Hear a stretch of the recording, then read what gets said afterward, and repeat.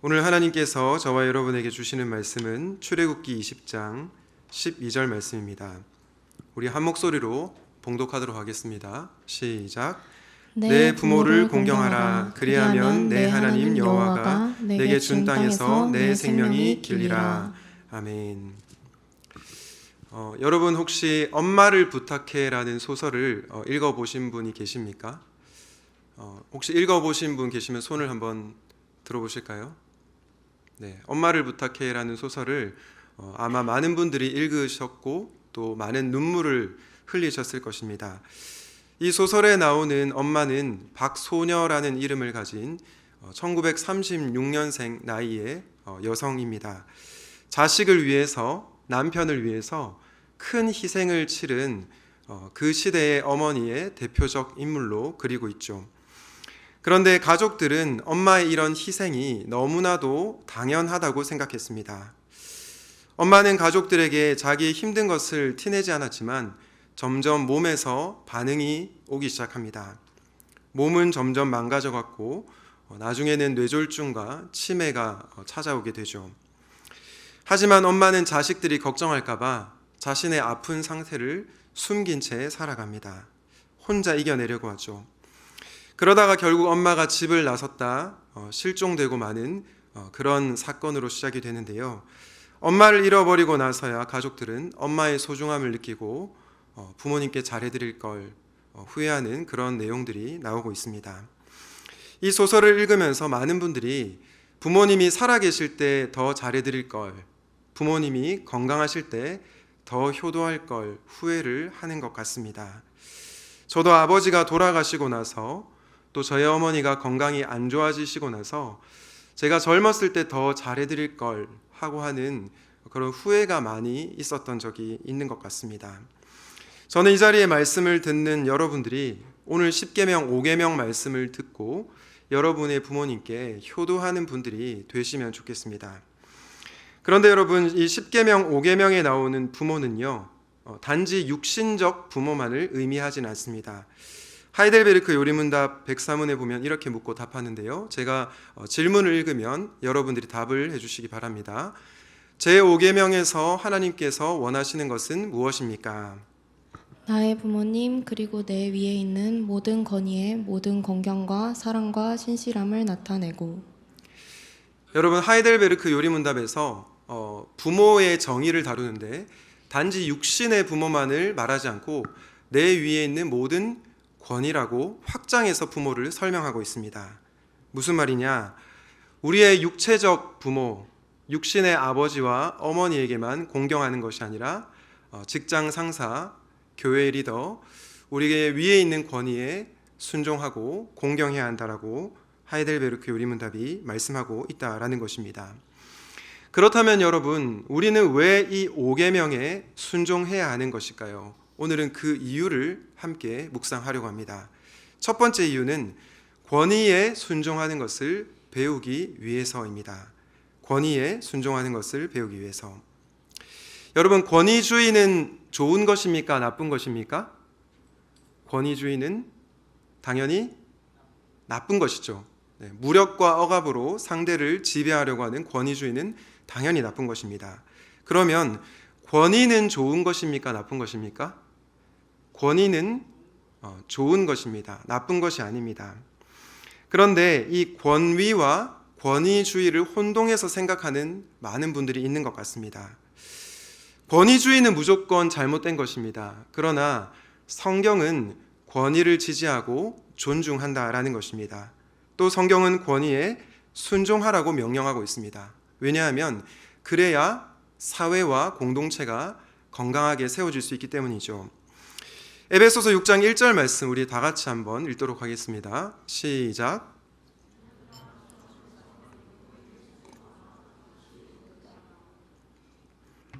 여러분, 여기서 부모는 우선은 육신의 부모를 말합니다. 아버지와 어머니께 순종하라라고 명령하고 있죠. 물론 여기서 순종은 하나님의 명령을 거슬러 가면서 하는 순종을 의미하진 않습니다. 왜냐하면 주 안에서라는 단서가 붙기 때문이죠.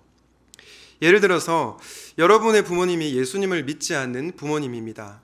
그래서 예수 믿는 자녀인 여러분에게 주일에 교회 가서 예배 드리지 마라 라고 하면 우리는 그 말씀에 순종을 해야 할까요? 아니면 불순종해야 될까요? 네, 그 말씀을 따라서는 안 되는 것이겠죠. 또 여러분의 부모님께서 직장에서 탈세도 하고 또 그런 잘못된 방식으로 돈도 많이 버는데 너도 그 탈세에 동참해라 라고 부모님이 명령한다면 우리는 순종을 해야 됩니까? 거기에 거부를 해야 됩니까? 당연히 거부를 해야 되겠죠. 왜냐하면 부모님보다 주님의 명령이 우선이기 때문입니다. 하지만 그런 경우를 제외하고서 우리는 부모님께 순종해야 합니다. 그리고 성경은 이것을 해도 되고 안 해도 되는 옵션이 아니라 무조건 해야 하는 옳으니라 라고 표현을 쓰면서 해야 하는 행동이라고 말씀하고 있습니다. 네가 기분이 나쁘면 부모님께 불순종해도 되고 너의 생각과 다르면 부모님께 불순종해도 된다라고 말하지 않고 부모님께 순종하라고 명령하고 있는 것이죠. 따라서 우리는 우리의 감정이나 생각이 아니라 하나님의 말씀에 순종해야 하는 것입니다. 앞서 제가 설교 초두에 10계명 5계명의 부모는 육신의 부모만을 의미하지 않고 위에 있는 모든 권위를 가리킨다고 말씀드렸습니다. 이런 점에서 에베소서 6장 5절은 이렇게 말씀하고 있는데요. 우리 같이 한 번 더 읽어보겠습니다. 시작.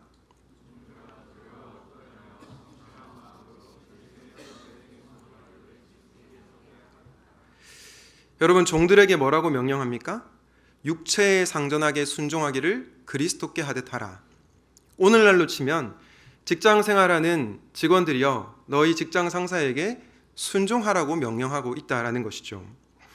물론 여기서도 주 안에서가 중요합니다. 직장 상사가 불법을 저지르라고 하는데 거기에 순종할 수 없습니다. 교회의 지도자들이 거짓 진리를 가르치는데 그것을 따를 수 없습니다. 하지만 그런 경우를 제외하고서는 부족하더라도 위에 있는 권위에 순종하라고 명령하고 있다는 것입니다. 그런데 왜 우리는 육신의 부모와 내 위에 있는 권위에 순종해야 할까요? 그것은 제가 첫 번째로 말씀드린 권위에 순종하는 것을 배우기 위해서입니다. 여러분, 성경은 인간을 죄인이라고 하죠. 그런데 이 죄인의 특징 중에 하나가 뭐냐면 권위에 순종하는 것을 싫어한다라는 것입니다. 왜냐? 자기 중심적인 인간은 권위에 순종하기보다 내 마음대로, 내 뜻대로 하고 싶은 마음이 크기 때문이죠. 여러분, 한 교수님이 어느 중학교 졸업식 때 참석했을 때 일을 나눈 적이 있습니다. 이분이 중학교 졸업식에 참석을 했는데 졸업식이 끝나고 졸업생들은 각자 자기 반으로 돌아갔습니다. 담임 선생님께서 선물을 나눠주고 상장을 나눠주시고 또 이제 마지막으로 졸업하는 학생들에게 선생님의 말씀을 전하고 있는데 그 학생들이 아무도 듣지 않고 있었습니다. 자기들끼리 사진을 찍고 선생님이 무슨 얘기를 하든 말든 신경 쓰지 않고 자기들끼리 얘기합니다. 심지어 학부모도 그런 것을 용인하고 또 그런 문화가 잘못되었다고 생각하지 않습니다. 여러분, 이런 학생들에게 무엇이 필요할까요? 참교육이 필요합니다. 네, 아직 잘 못 보셔서 모르시겠지만 그런 내용이 있습니다. 그런데 이런 모습이 특정 한 학교만의 모습일까요? 저는 그렇지 않다고 생각합니다. 제가 저희 아들 중학교 졸업식에 갔을 때도 정말 선생님의 말씀을 아무도 듣고 있지 않더라고요. 그 모습을 보고 충격을 받았습니다. 그래서 요즘은 교사의 권위가 땅에 떨어졌다라고 말하고 있지 않습니까? 문제는 이 모습이 뭐가 문제냐고 생각하는 현대인들의 생각에 있다라는 것입니다. 권위 자체를 해체하는 시대가 오늘날 우리가 살아가고 있는 이 시대라는 것이죠. 그리고 이런 시대의 영향을 받은 현대인들은 더더욱 권위에 순종하는 것을 싫어합니다. 가끔씩 이런 말씀을 하는 분들이 있습니다. 나는 하나님의 권위에만 순종하고 사람의 권위 따위에는 순종하지 않아. 여러분, 이 말이 굉장히 그럴듯해 보입니다. 그런데 이 말이 잘못된 이유는 최고의 권위자이신 하나님께서 사람의 권위에 순종하라고 명령하셨기 때문이죠.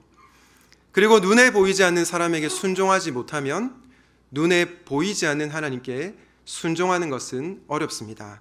요한일서 4장 20절에 이렇게 말씀합니다. 누구든지 하나님을 사랑하노라 하고 그 형제를 미워하면 이는 거짓말하는 자니 보는 바 그 형제를 사랑하지 아니하는 자는 보지 못하는 바 하나님을 사랑할 수 없느니라. 여러분, 여기에 사랑이란 단어에 존경과 공경을 한번 넣어 보십시오. 보이는 형제를 존경하지 않고 순종하지 않는데 어떻게 하나님을 존경하고 순종할 수 있겠습니까? 그러므로 우리는 하나님께서 세우신 권위에 순종해야 하는 것입니다. 우리가 샘물 단기봉사 지원서를 쓸 때 중요한 질문 한 가지가 있습니다. 바로 이 질문인데요. 단기봉사 훈련 기간과 일정 중에 하나님께서 주신 PPT를 한번 띄워주실까요? 단기봉사 훈련 기간과 일정 중에 하나님께서 주신 리더의 권위에 순종하며 따르겠습니까? 여러분, 굳이 왜 이 질문을 넣을까요? 팀원들을 괴롭히기 위해서입니까? 샘물교회가 권위주의적인 교회여서 그럴까요? 그렇지 않습니다. 바로 하나님께서 세우신 권위에 순종하는 것이 성경적 질서이기 때문이고, 또 그렇게 순종했을 때 단봉팀을 하나 되게 하시고 현지에 가서 은혜를 누릴 수 있기 때문입니다. 사랑하는 여러분, 보이는 권위에 순종하지 못하면 보이지 않는 하나님께 순종하는 것은 어렵습니다. 그래서 하나님은 권위에 순종하는 법을 배우라고 저와 여러분에게 위에 있는 부모님과 권위자들을 세워주신 것입니다. 그리고 하나님은 그 권위자들을 통해 공동체의 질서를 세워가십니다. 권위주의는 분명히 나쁜 것입니다. 그러나 권위 자체는 성경적인 것입니다. 그리고 육신의 부모님과 여러분 위에 있는 권위에 순종하는 것이 바로 옳으니라라고 말씀하고 있습니다. 바라기는 여러분의 부모님과 위에 있는 권위에 순종하는 여러분 되시기를 예수님의 이름으로 축복합니다. 10계명 5계명을 살피면서 왜 부모를 공경해야 하는가를 묵상하고 있습니다. 두 번째 이유는 무엇일까요? 바로 부모가 연약하니까, 부모도 연약하니까입니다. 여러분, 출애굽기에서 10계명 5계명이 선포되었을 때 이 10계명 5계명을 듣는 수신자들, 1차 수신자들이 누구였을까요? 바로 여러분 나이대의 사람들이었습니다. 청년부 친구들은 좀 나이가 더 들어야 되지만 30대에서 50대 되는 장년들이 1차적 수신자였다라는 것입니다. 흔히 우리가 부모를 공경하라 이 말씀을 어떨 때 떠올리죠? 초등부에서 초등부 목사님이 초등학생들에게 부모 공경해야 돼 라는 말씀으로 이해하곤 합니다. 그런데 이 10계명 5계명의 첫 번째 1차 수신자는 30대에서 50대의 장년들이었다라는 것입니다. 그러면 이 자녀들의 부모님은 나이가 어떻게 되었을까요? 적어도 70, 80, 90이 되었을 것입니다. 연로하신 어르신들이죠. 즉 하나님께서 부모를 공경하라고 말씀하신 이유는 바로 우리의 부모님이 연약하기 때문입니다. 약한 자를 배려하시는 하나님은 장녀인 자녀들을 향해서 너희 연약한 부모에게 순종하고 공경하라 명령하신 것이죠. 여러분, 제가 올해 나이가 47살인데요. 20대였을 때와 30대였을 때와 그리고 40대 초반이었을 때와 지금의 제 몸이 정말 다른 것을 느끼게 됩니다. 저보다 나이가 많으신 분들께는 죄송합니다. 하지만 제가 나이가 47살이 되니 아프지 않던 무릎이 아프고요. 예전에는 신방을 하면 한 4시간은 해도 거뜸이 없었습니다. 그런데 요즘에는 2시간만 넘어가면 너무 힘이 들더라고요. 그렇게 저는 늙어가고 있습니다.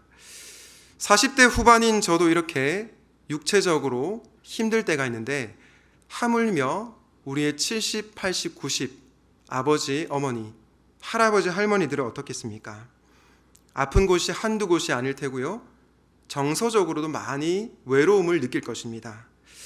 누가 내 마음을 알아주나라고 눈물 흘리는 어르신들도 있을 것입니다. 이렇게 나이가 들면 들수록 우리 부모 세대들은 연약해지고 있습니다. 여러분, 저는 성경을 읽을 때 항상 중요한 것이 남이 변화되기를 바라는 마음보다 내가 변화되기를 바라는 마음이 있어야 한다고 생각합니다.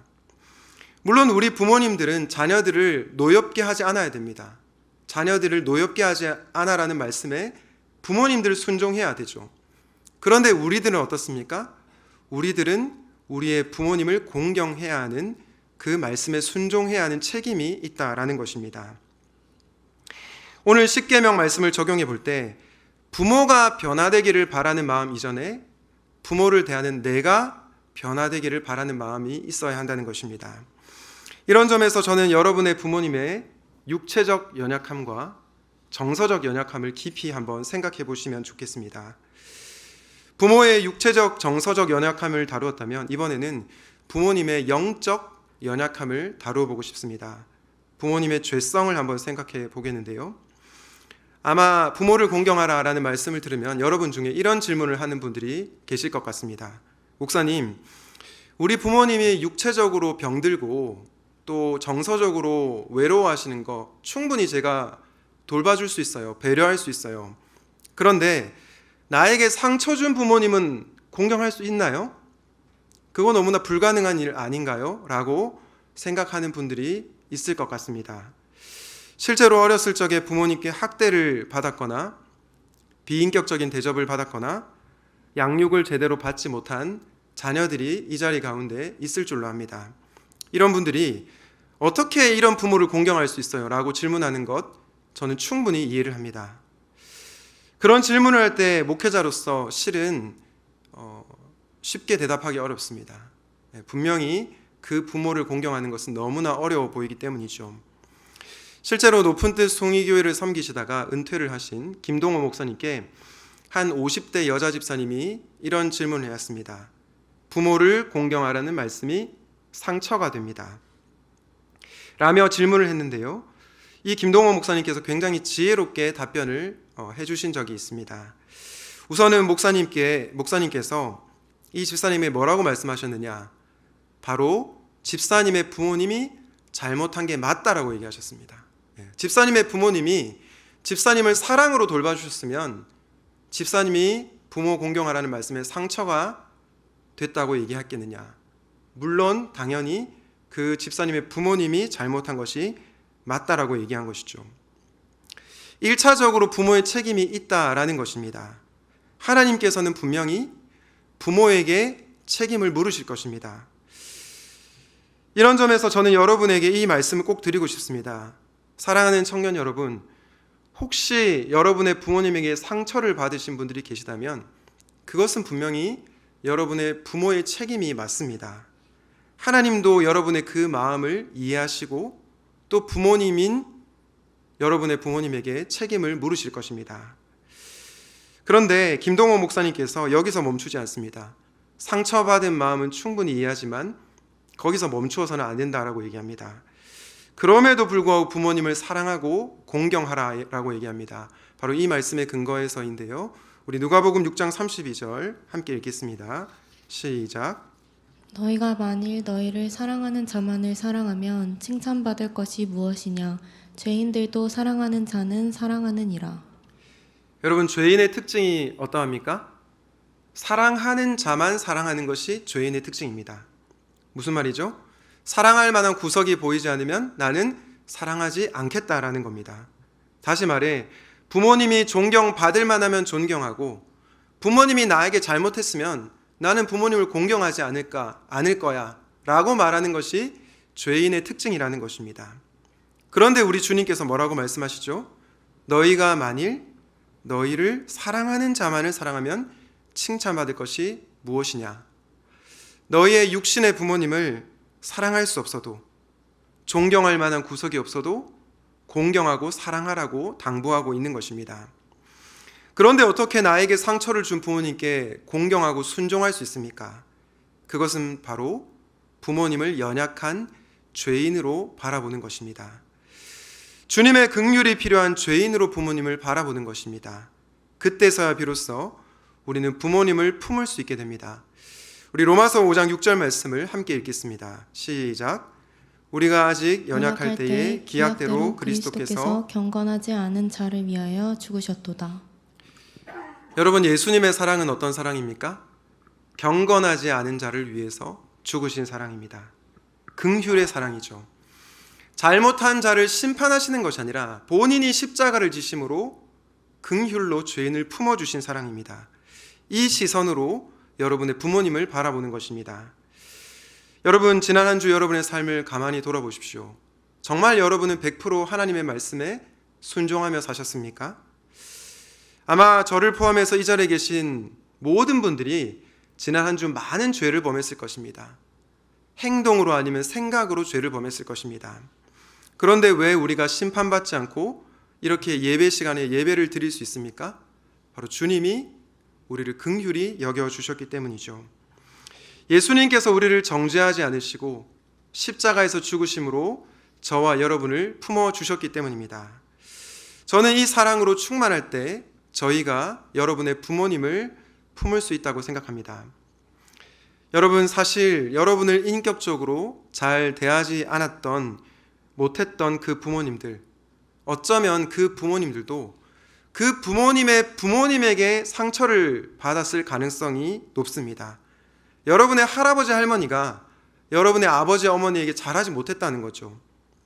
물론 이 말이 부모가 자녀를 잘 돌보지 못한 것에 정당한 이유가 될 수는 없습니다.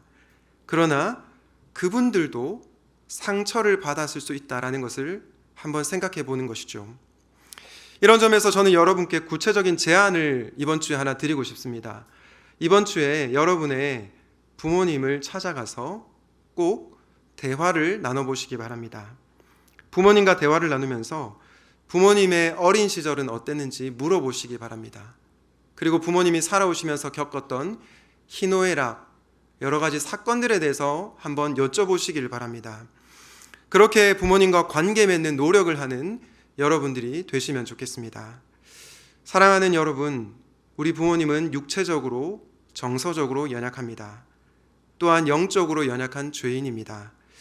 우리 주님은 그 연약함을 아시고 자녀인 저와 여러분에게 내 부모를 공경하라 부탁하십니다. 바라기는 이 예수님의 긍휼한 마음을 품고 연약한 부모님을 공경하는 여러분 되시기를 예수님의 이름으로 축원드립니다. 우리는 왜 부모를 공경해야 하는가 묵상하고 있습니다. 첫 번째 이유는 뭐였죠?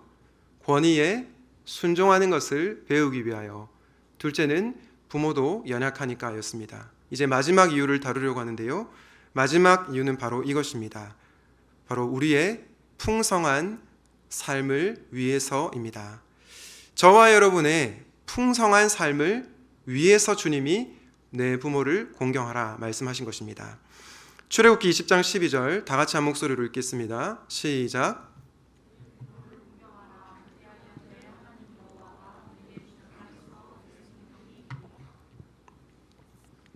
여러분, 하나님께서 내 부모를 공경하라 말씀하시고 나서 그 이후에 뭐라고 말씀하시죠? 너 부모 공경 안 하면 내가 심판할 거야. 내가 가만두지 않겠어 라고 말씀하십니까? 아니면 축복의 말씀을 하십니까? 축복의 말씀을 하고 계시죠. 너희 부모를 공경하면 너의 생명이 길리라라고 저와 여러분에게 이 축복의 말씀을 하고 계시다라는 것입니다. 저는 이 말씀을 보면서 하나님께서 저와 여러분을 설득하고 계시다는 생각이 들었습니다. 마치 이런 거죠. 얘들아, 나는 정말로 너희들이 정말 생명이 긴 복을 누리면 좋겠다. 너희들이 이 복을 누리고 살면 좋겠어. 제발, 그러니 부모를 공경해주면 안 되겠니? 이렇게 저와 여러분을 설득하는 그 마음이 느껴졌다라는 것입니다. 부모를 공경하는 것이 부모에게 좋을 뿐만 아니라 저와 여러분에게 좋은 것이라고 설득하고 계시다라는 것입니다. 그런데 이 말씀을 듣는 여러분 가운데 이런 반론을 제기할 분이 있을 것 같습니다. 목사님, 제 주변에 정말 효자 효녀인데 수명이 짧던데요? 하늘나라 바로 가버리던데요? 뻥치시는 거 아닙니까? 하나님 거짓말하는 거 아닌가요? 여러분, 이런 반론에 좀 공감이 되지 않습니까? 저도 솔직히 공감이 좀 됩니다. 실제로 정말 효자 효녀인데 이 땅에서 길게 살지 못하고 하늘나라로 간 자녀들이 있기 때문이죠. 그렇다면 생명이 길리라 이 말씀에는 도대체 어떤 의미가 있을까요? 케빈 드영이라고 하는 탁월한 신학자이자 목사님이 이렇게 해설을 하고 있습니다. 장수는 보상이지만 그것을 넘어서는 의미를 지닌다. 그것은 약속이다. 이 약속은 오늘 10번 복종했으니 수명이 1년 더 늘어났다는 의미가 아니다. 이 약속은 수학적인 공식과 같은 것이 아니라 부모를 공경하면 대체로 훨씬 더 형통한 삶을 살게 될 것이라는 의미다. 여러분 이해가 되십니까? 부모를 공경하면 너 1년, 5년, 10년 수명 자동적으로 연장돼? 이런 말씀이 아니라 형통을 경험하게 된다는 것입니다. 어떤 형통입니까? 잘 먹고 잘 사는 형통이 아니라, 물론 그것도 있지만 진짜 형통은 하나님께서 주시는 은혜와 기쁨을 누리게 된다라는 것입니다. 은혜 가운데 풍성한 삶, 은혜 가운데 충만한 삶을 너희들이 반드시 살게 될 것이다라고 약속하고 계신 것이죠. 우리는 요한복음 10장을 통해 이 말씀을 확인하게 됩니다. 요한복음 10장 10절 다 같이 읽겠습니다. 시작. 이 오는 것은 도둑질하고 죽이고 멸망시키려는 것뿐이요 내가 온 것은 양으로 생명을 얻게 하고 더 풍성히 얻게 하려는 것이라. 여러분, 예수님께서 이 땅에 저와 여러분을 찾아오신 두 가지 목적이 있습니다. 하나는 뭡니까? 생명을 얻게 하려. 무슨 뜻이죠? 구원을 주시기 위해서 오신 것입니다. 두 번째 목적은 무엇입니까? 더 풍성히 얻게 하려는 것이라. 무슨 말씀이죠? 구원받고 땡 이게 아니라 구원 이후에 너희가 더 풍성한 삶을, 더 충만한 삶을 살게끔 해주기 위해서 이 땅 가운데 오셨다라는 것입니다. 그래서 저와 여러분에게 내 부모를 공경하라고 명령하신 것이죠. 가만히 생각해보면 당연한 것입니다. 여러분이 부모님과의 관계가 좋지 않은데 행복할 수 있겠습니까? 여러분의 부모님을 증오하고 미워하는데 여러분의 마음에 감사와 기쁨이 충만하겠습니까? 절대로 그럴 수가 없는 것이죠. 그렇기 때문에 우리 하나님께서는 우리의 풍성한 삶을 위해서 제발 부디 너희 부모를 공경해주면 안 되겠니? 나는 너희들이 정말 생명력 있는 삶을 사는 것을 보기 원한다. 그 간절한 마음으로 저와 여러분에게 애타게 호소하고 있다라는 것입니다. 제가 설교 시간에 몇 번이나 언급을 해서 죄송하지만 부모님과 관련해서 너무 적실한 예화라서 한 번만 더 하지 않을 수도 있습니다. 일단 오늘은 한 번만 더 하겠습니다. 바로 예수향남교회를 섬기시는 정갑신 목사님에 관한 예화인데요. 이 정 목사님이 어렸을 적에 아버지에게 굉장히 큰 상처를 받았습니다. 니까지 게 왜 태어났어? 이런 말을 듣고 비인격적인 대우를 받으며 자랐죠. 아버지는 정 목사님을 전혀 인정해 주지 않았습니다. 이런 유년 시절을 보냈기에 이 정갑신 목사님이 누군가에게 인정받고 싶은 욕구가 너무 컸습니다. 그래서 정말 사역을 열심히 하고 설교를 탁월하게 잘하셨는데 그 모든 것이 바로 인정 욕구에서 비롯되었던 것입니다.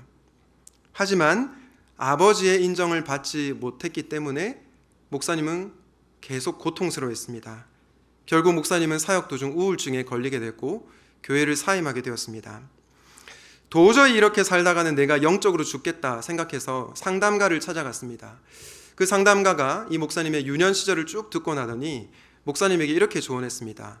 아버지를 찾아가서 아버지 어렸을 적에 저한테 도대체 왜 그러셨어요? 라고 질문을 해보라고 했습니다. 목사님은 죽어도 그렇게 하기가 싫었습니다. 왜냐하면 아버지를 보는 것만 해도 끔찍했기 때문이었죠. 용서하고 싶지 않았던 것입니다. 그렇게 시간이 흘러갔습니다. 그러던 어느 날 원수를 사랑하라 이 말씀을 하나님께서 주시는데 이 말씀을 거부할 수가 없었습니다. 그런데 또 순종하는 것은 너무나 싫었습니다.